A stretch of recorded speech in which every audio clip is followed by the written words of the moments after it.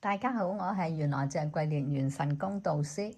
呢一集嚟講下2026年屬猴、屬雞、屬狗、屬豬朋友嘅流年運程，注意嘅地方。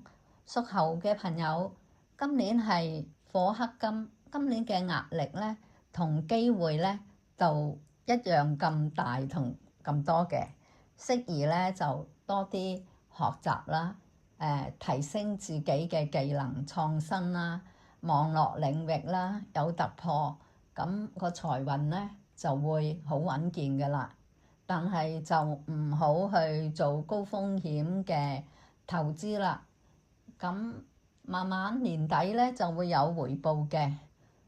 屬猴今年桃花都幾旺㗎喎，咁啊忌三心兩意啦。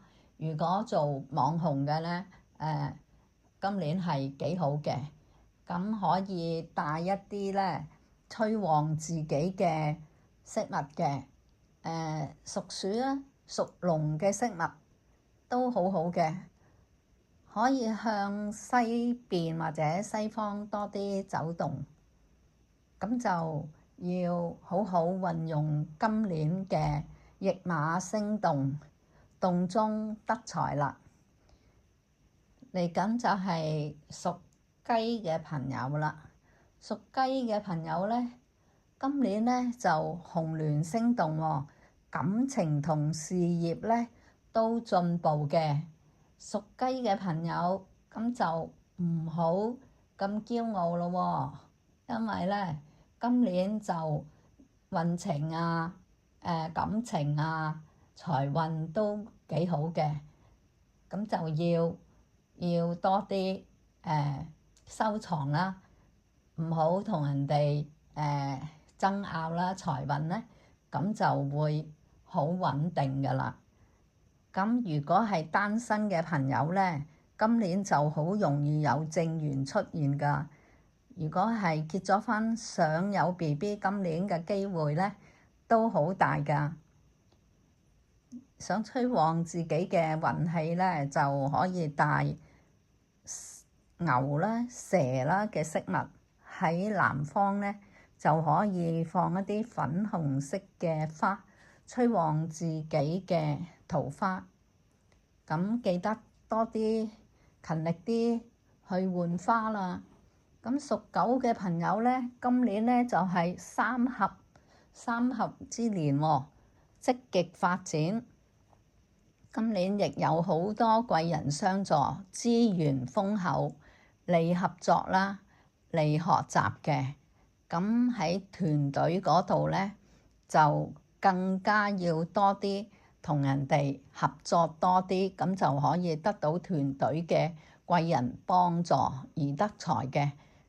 但係喺健康方面呢，就要注意下心臟同埋眼過分疲勞啦。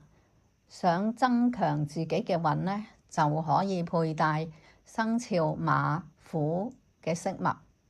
喺書房呢，就要保持呢個明亮啦。跟住落嚟就係屬豬嘅朋友。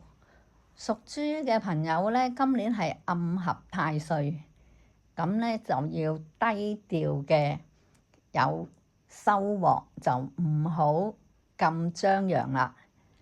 咁暗中就有助嘅喎，今年係因為暗合太歲啊嘛，適合喺幕後策劃長期嘅佈局。